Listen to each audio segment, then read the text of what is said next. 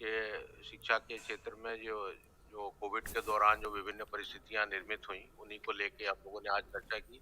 अब हमारी मार्गदर्शक आदरणीय श्रीमती जयश्री कियावत मैडम, आयुक्त लोक शिक्षण संचालनालय एवं संचालक राज्य शिक्षा केंद्र, आप सभी को एक संदेश देना चाहेंगी। आदरणीय मैडम। सभी को नमस्कार। आज राज्य शिक्षा एक बहुत ही शैक्षिक संवाद आयोजित किया गया है और ये संवाद स्कूल रेडीनेस को लेकर है। बिल्कुल सही है, हमारे शिक्षक और हमारे बच्चे विगत एक वर्ष से स्कूल नहीं गए। मैं सोचती हूँ कि जो आतुरता बच्चों में है वो आतुरता शिक्षकों में भी है। और शिक्षकों ने यद्यपि विगत वर्ष बहुत मेहनत करके विभिन्न radio programmes, television, radio school, हमारा घर हमारा विद्यालय, अथाह प्रयास करके और शिक्षकों ने एक महती भूमिका निभाई और इस चुनौतीपूर्ण अवधि में भी हमारे बच्चों को यथासंभव प्रयास किया है शिक्षा प्रदान करने का। पर जैसा आपको विदित है, अभी अपन की जो तैयारी थी वो 1 अप्रैल से स्कूल खोलने की थी और ये सोचा था कि 1 अप्रैल से 7 अप्रैल तक स्कूल चले हम कार्यक्रम प्रारंभ करेंगे और जिसके लिए आपके द्वारा तैयारियां भी लगभग प्रारंभ कर दी गई हैं। और जैसा आप देख रहे हैं, तीन शहरों में हम लोग को स्कूल बंद करना पड़े हैं। हमें 9वीं से 12वीं तक के भी स्कूल बंद करना पड़े हैं। पुनः यह चिंता का विषय है और कोरोना के 1 वर्ष उपरांत भी पुनः वही स्थिति फिर हमारे सामने धीरे धीरे आती है।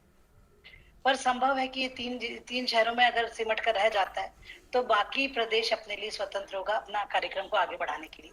तो मैं सभी शिक्षकों से अनुरोध करना चाहती हूँ, मुझे बहुत खुशी है और मैं अभी शिक्षक साथियों को इस बात के लिए बधाई देती हूँ कि हमारे प्रधानमंत्री जी ने मन की बात में भी हमारी शिक्षिका की जो चलित लाइब्रेरी वाला प्रोग्राम था उसको कोट किया और जो वो दीदी जो बुक्स लेके जाती थी और लाइब्रेरी लगाती थी, जिसका हम लोगों ने अपने प्रशासनिक प्रतिवेदन पर भी कवर पेज बनाया।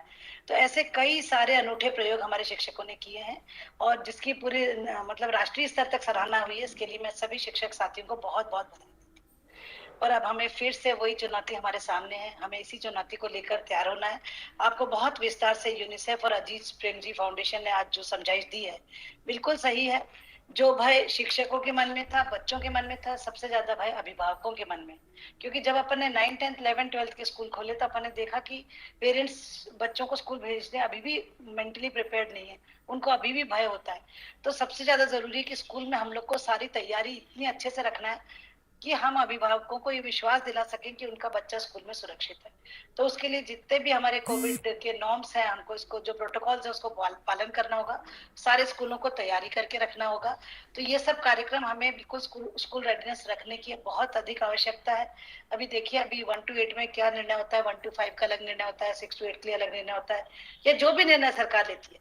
तो हमको उसके लिए अभी स्कूल रेडीनेस की तैयारी रखना चाहिए, क्योंकि हमारा अथाह प्रयास रहेगा कि मतलब हम पुनः अपने बच्चों को स्कूल लाएं, शिक्षकों को लाएं, क्योंकि आप सबको विदित है कि ऑनलाइन पढ़ाई से हम प्रत्येक बच्चे तक नहीं पहुंच पा रहे हैं और स्पेशली हमारे गवर्नमेंट स्कूल्स के बच्चों के पास इतना डाटा नहीं है, इतनी उनके पास फाइनेंशियल स्टेटस उनका इतना अच्छा नहीं कि हम उन तक ऑनलाइन पहुंच पाए।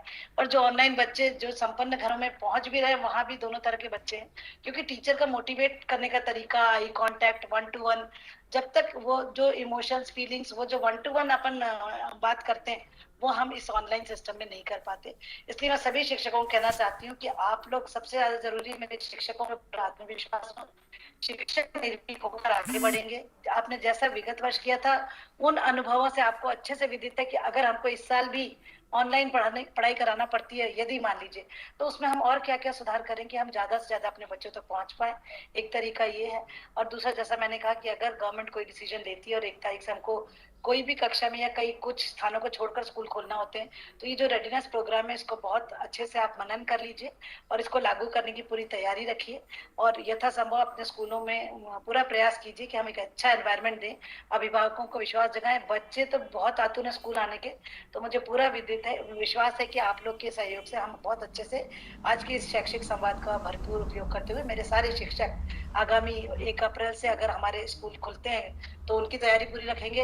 अगर 1 अप्रैल से ऑनलाइन भी शुरू करना पड़ता है या हम उसको अभी जो भी डिसीजन लेती है गवर्नमेंट, उसके अकॉर्डिंग हमको स्कूल रेडीनेस रखना अनिवार्य है। सारे प्रिंसिपल्स या जो प्रधानाध्यापक हैं उनका जिम्मेदारी है अपने सारे टीचर्स के साथ स्ट्रैटेजी बनाएं जो भी तैयारी आप करते हैं और जो भी कार्रवाई करते हैं, अगर आप एक एज अ टीम करेंगे तो मेरे को पूरा विश्वास है और आपकी कम्युनिकेशन स्किल और शार्पन करके जितने अच्छे से आप कन्विंसिंग आपकी पावर होगी, आप काउंसलिंग कर पाएंगे, उतने अच्छे से हमारे इन स्कूलों को हम सुचारू रूप से चला पाएंगे।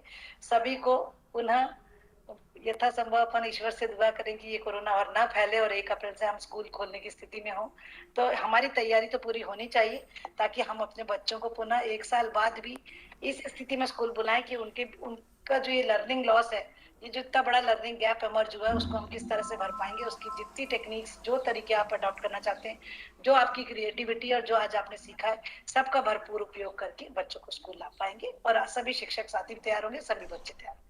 सभी को मेरी बहुत बहुत शुभकामनाएं। पुनः मैं सभी से कहना चाहती हूँ कि प्रोटोकॉल को आप लोग को अच्छे से फॉलो करना है। कोविड का प्रोटोकॉल आज मैं बताना चाहती हूँ कि आज गवर्नमेंट ने सारे IAS ऑफिसर्स को मतलब लेकर इवन CM सर भी लोगों को भेजा था। 11 बजे सायरन बजाया गया और हम लोग को एक एक बस्ती में, हम लोग एक मॉल में, बसेस, ट्रैफिक, सबको रोक रोक कर सबको मास्क पहनने की हिदायत दी गई। क्योंकि अगर जब तक हमारा वैक्सीनेशन होके इतने डेज होंगे, 2 वैक्सीनेशन होना और उसके बाद जैसा आपने कल देखा प्रोटोकॉल जो नया आ गया उसमें जितना समय लग रहा है उस अवधि तक के लिए और हमको कोरोना से बचने के लिए बहुत जरूरी है मास्क। तो मेरा आप सभी से कहना है कि अपने सभी परिजनों को, सभी शिक्षक साथी, उनके परिवारजन, सभी बच्चे, अभिभावक जो भी आपके संपर्क में आ रहे हैं, कृपया करके उनको मास्क लगाकर कोरोना से बचने के लिए जरूर प्रेरित कीजिए। इन्हीं शब्दों के साथ मैं सभी को पुनः धन्यवाद दूंगी। Thank you very much. बहुत